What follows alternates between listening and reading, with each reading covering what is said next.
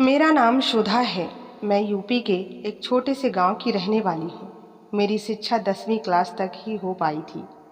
मेरे माँ बाप में बहुत प्यार था, लेकिन इसके बावजूद भी दोनों में लड़ाई झगड़े होते रहते थे। मेरे पापा एक ऐसे ख़ानदान से संबंध रखते थे जिसके कुछ अपने पुराने ज़माने की रस्में थी, वसूल थे, जो मेरी पढ़ी लिखी माँ को बिल्कुल भी पसंद नहीं थे। लेकिन पापा अपने खानदान की रस्मों के खिलाफ मम्मी को नहीं जाने देते थे। उनका कहना था कि हमारे बड़े बूढ़ों ने बहुत सोच समझकर यह रस्मों रिवाज बनाए थे, जिन्हें तोड़कर पाप के भागीदार नहीं बनेंगे। उनके खानदान का यह रिवाज था कि बेटी की शादी गांव से बाहर नहीं होगी। अगर बेटी की शादी होगी तो वह उसी गांव के ही किसी लड़के या मर्द से होगी। लड़की आ तो सकती है, जैसे मेरी माँ बाहर से आई थी, लेकिन जा नहीं सकती। फिर चाहे गांव में शादी का जोड़ा हो या ना हो, उम्र का फर्क भी भुला दिया जाता था। लड़की 18 साल की और मर्द 50 साल का, या फिर 18-19 साल की लड़की और 14-15 साल का लड़का ही क्यों न हो। जैसे ही लड़की 18 साल की होती थी, उसे उसी गांव के किसी लड़के के साथ बांध दिया जाता था।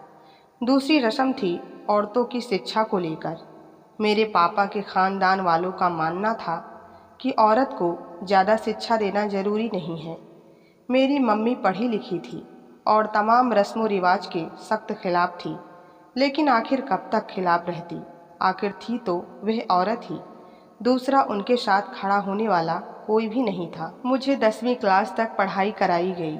उसके बाद मेरी मम्मी ने लाख कोशिश की, लेकिन पापा ने मुझे आगे नहीं पढ़ाया और मेरे 18 साल के होते ही मेरा रिश्ता गांव में अपने दोस्त के बेटे से तय कर दिया, जो मुझसे लगभग 10 साल बड़ा था।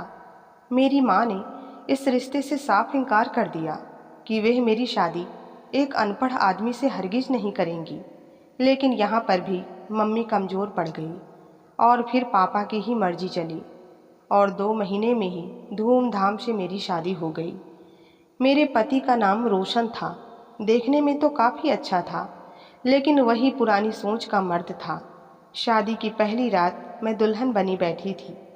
काफ़ी डरी सहमी हुई थी। जब कमरे में रोशन आया तो उसने मुझसे बहुत नरमी से और प्यार से बात की। मुझे शादी की पहली रात का गिफ्ट भी दिया और फिर मुझसे बोला कि हम अच्छे दोस्त बनकर रहेंगे। उसकी यह बातें सुनकर मैं हैरान रह गई कि मैंने तो इसके बारे में बहुत ही गलत बातें सुन रखी थी। लेकिन फिर मैं खुश भी हो गई। मेरा सारा डर अब गायब होने लगा था। फिर रोशन ने आगे कहा कि जब हम अच्छे दोस्त बन ही गए हैं तो हम एक दूसरे की सारी बातें भी मानेंगे। मैं जो भी बोलूँगा वो तुम खुशी खुशी मानोगी। फिर वह मुस्कुराया और बोला, जब भी तुम प्रेग्नेंट हो तो यह बात सबसे पहले मुझे ही बताओगी। मैं थोड़ी हैरान हुई, लेकिन फिर भी मैं रोशन के साथ बहुत खुश थी, क्योंकि वह मेरा बहुत ध्यान रखता था। लेकिन एक बात बहुत ही अजीब थी। मेरा पति हर रोज़ मुझे अपने साथ बाहर लेकर जाता, ये कहकर कि चलो बाहर घूमने चलते हैं, और फिर गाड़ी में ही मुझे नींद आने लगती और कुछ ही देर में मैं सो जाती और फिर मुझे कुछ याद नहीं रहता। और जब अगले दिन मेरी आँख खुलती तो मैं अपने घर में मौजूद होती। मेरी सास मुझे अजीब सी नज़रों से और गुस्से से घूरती रहती। मैं अपने पति रोशन से इस बारे में पूछती तो वह कुछ नहीं कहता, बल्कि ये कहता कि तुम्हारा ये जानना ज़रूरी नहीं। फिर उन्हीं दिनों मेरे ससुर ने घर पर एक काम वाली रख ली। यह देखकर मुझे धक्का सा लगा कि वह काम करने वाली किचन के काम यानी खाना पकाना वगैरह कर रही है, जबकि हमारी बिरादरी में किचन के काम सिर्फ घर की औरतें यानी पत्नी, बहन, बेटियां, बहू ही करती थी। तो फिर मेरे ससुर ने काम वाली कैसे रख ली? वह नौकरानी हर समय अपने चेहरे को, यहाँ तक कि अपने पूरे शरीर को ही ढक कर रखती थी। अपने पैरों तक पर जुराब चढ़ाकर रखती थी। मेरे ससुर के अलावा किसी से कोई बात नहीं करती थी। ऐसा लगता जैसे वह गूंगी हो, लेकिन मेरे ससुर के सामने ही उसकी जबान खुल जाती थी। मुझे अपने ससुर और नौकरानी पर शक होने लगा था। आज सुबह से मुझे चक्कर आ रहे थे। रोशन ने एकदम चौंक कर पूछा, कहीं तुम प्रेग्नेंट तो नहीं हो? उसके ऐसे सवाल मुझे बहुत ही अजीब लग रहे थे। अचानक मुझे उल्टी आ गई और मैं बाथरूम में भागी। वो भी मेरे पीछे आ गया। उसका चेहरा डर के मारे पीला पड़ गया था। मेरे बाहर निकलते ही वह बोला कि तैयार हो जाओ, हमें हॉस्पिटल जाना है।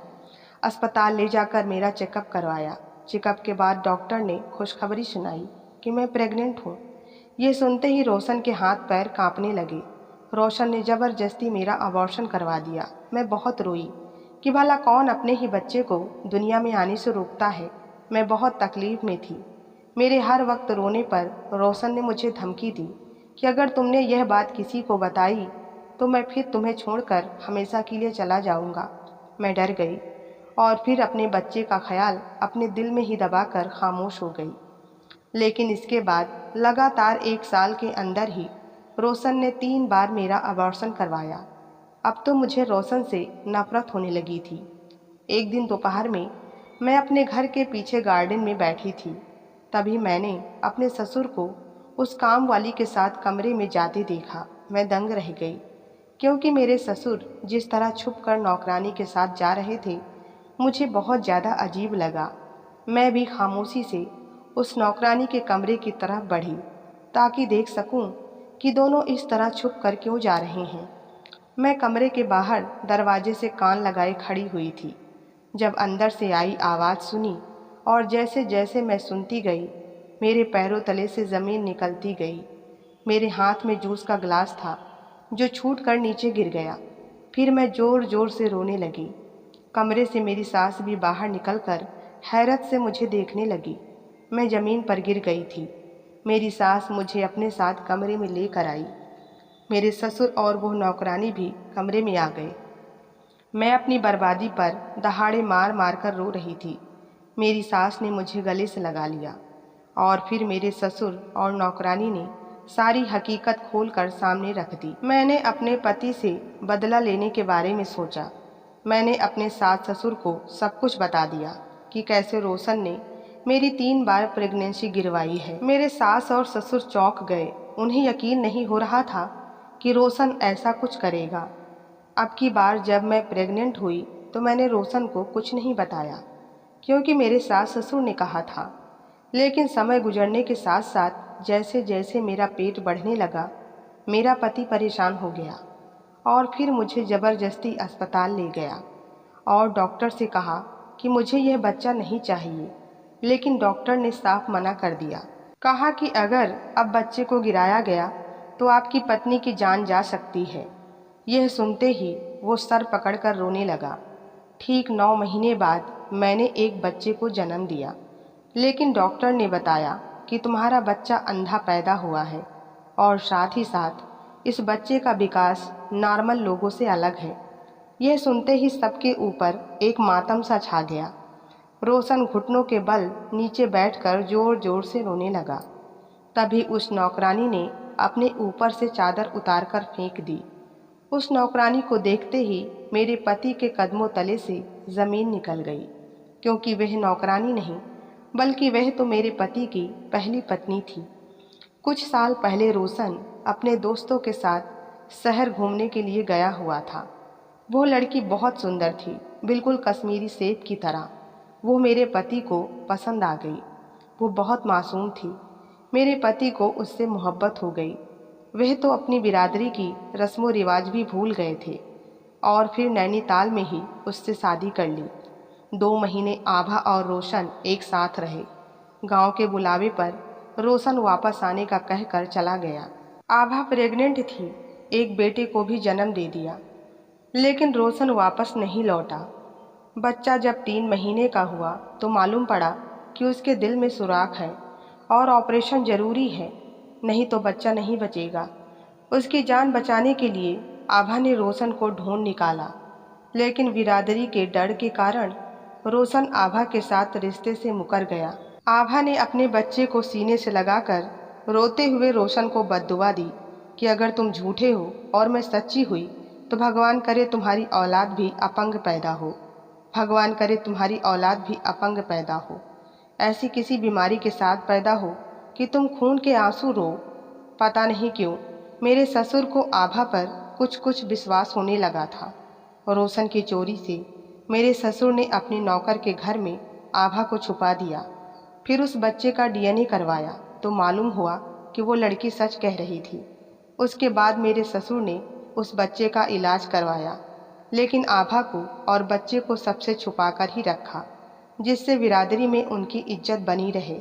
इसीलिए रोशन के साथ मेरी शादी भी करवाई। उस दिन भी अपने ससुर और कामवाली का पीछा करते हुए कमरे तक गई थी, तो कमरे के अंदर से ऐसी ही आधी अधूरी सच्चाई सुनी थी। लेकिन आधी अधूरी सच्चाई सुनकर भी मैं पूरी बात समझ गई थी। और जब मेरी सास ने उस नौकरानी का चेहरा देखा तो वह भी सारी हकीकत समझ चुकी थी और मुझे भी सारी सच्चाई बता दी।